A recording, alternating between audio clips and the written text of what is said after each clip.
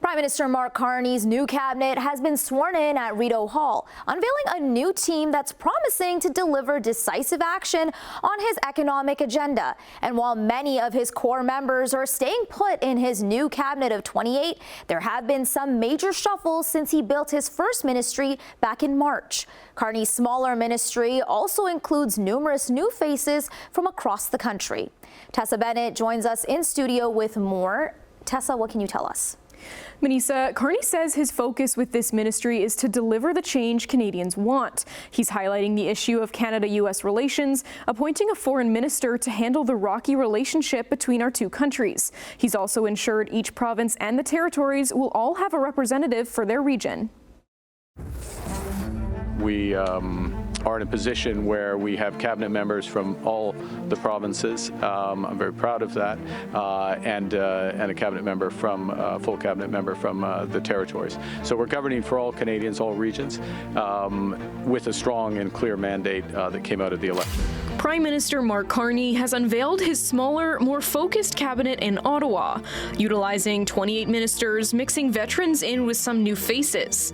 Carney's second ministry is comprised of 28 members, 13 of which are newly elected MPs, supported by 10 secretaries of state. And so what he's done here is he's signaled both continuity on relationships and portfolios that are important. So, keeping Dominic LeBlanc in a very similar role to deal with some of the issues with the United States, but also introducing some new players into that. He's made a number of changes to his core team of ministers to handle the strained relationship Canada now has with the United States.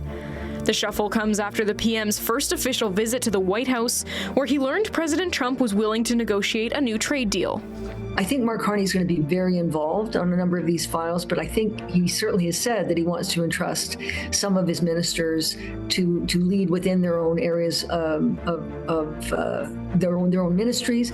But it's also pretty clear that he wants them to work together. Veteran MP Dominic LeBlanc, who has held a number of positions in Parliament through Justin Trudeau's leadership and now new roles under Carney, is tasked with Canada-U.S. trade and breaking down interprovincial trade barriers in Canada.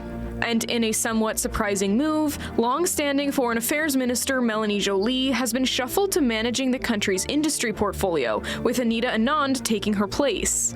Others, like Francois-Philippe Champagne, have stayed put. There are going to be a lot of people with experience that will still be part of the team that will be advising and providing perspective on things. And that's been clearly signaled by those who have remained in cabinet. There are two prominent names that have seemingly been left without a spot in Carney's new cabinet. Bill Blair, who was previously overseeing defense, has been replaced by David McGuinty. Similarly, Natural Resources Minister Jonathan Wilkinson is out, with Tim Hodgson stepping in. We want a cabinet that reflects Canada in all its diversity and grandeur and experience. I don't want a cabinet that just looks like me. His first time building a cabinet, Carney faced criticism for a lack of gender representation. And this time he's fielded questions about his choice to appoint former Vancouver mayor to housing minister status, despite his track record, with Vancouver being one of the most expensive cities in North America.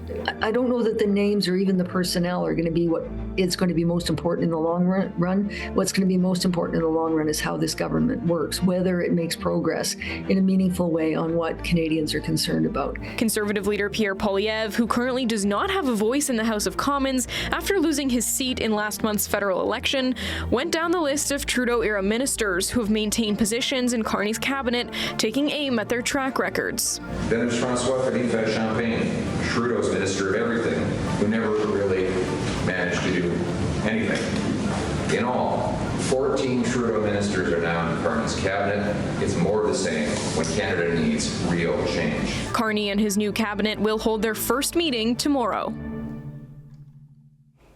There's some expectation that Carney and his team will hit the ground running. He's vowed to lower interprovincial trade barriers and bring in a tax cut by Canada Day.